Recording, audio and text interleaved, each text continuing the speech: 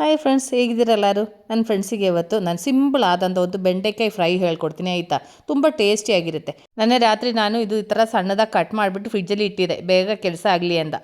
ಅದಾದಮೇಲೆ ನಾನು ಇದರಲ್ಲಿ 1 ಟೀ ಸ್ಪೂನ್ ಖಾರ ಪುಡಿ ಹಾಕಿದ್ದೀನಿ. ನಾನು ನೋಡಿ ಈ ಥರ ಸಣ್ಣದಾಗಿ ರೌಂಡಾಗಿ ಈ ಥರ ಕಟ್ ಮಾಡಿರೋದು ಆಯಿತಾ. ಯಾಕೆಂದರೆ ಒಳಗಡೆ ಹುಳ ಎಲ್ಲ ಇದೆಯಾ ಅಂತ ನೋಡಿಕೊಂಡು ಕಟ್ ಮಾಡ್ಕೋಬೇಕಾಯ್ತಾ. ಆ ಥರ ಎಲ್ಲ ನೋಡಿಬಿಟ್ಟೆ ನಾನು ಕಟ್ ಮಾಡಿರೋದು.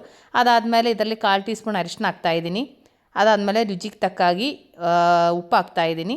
ಅದಾದಮೇಲೆ ಇದರಲ್ಲಿ ಒಂದು ಸೀಕ್ರೆಟ್ ಇಂಗ್ರೀಡಿಯೆಂಟ್ ಒಂದು 3 ಟೀ ಸ್ಪೂನು ನಾನು ಮೊಸರು ಹಾಕ್ತಾಯಿದ್ದೀನಿ. ಇದು ಹಾಕ್ಬಿಟ್ಟು ಮಾಡಿದರೆ ತುಂಬ ಟೇಸ್ಟಿಯಾಗಿರುತ್ತೆ.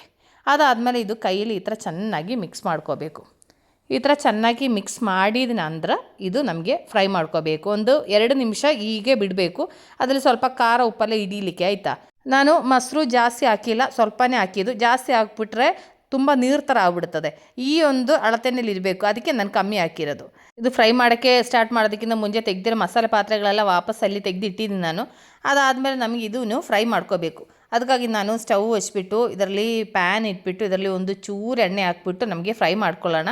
ಒಂದು 2 ಟೀ ಸ್ಪೂನ್ ಎಣ್ಣೆ ಹಾಕಿದರೆ ಸಾಕಾಯ್ತಾ, ಜಾಸ್ತಿ ಎಣ್ಣೆದು ಅವಶ್ಯಕತೆ ಇಲ್ಲ.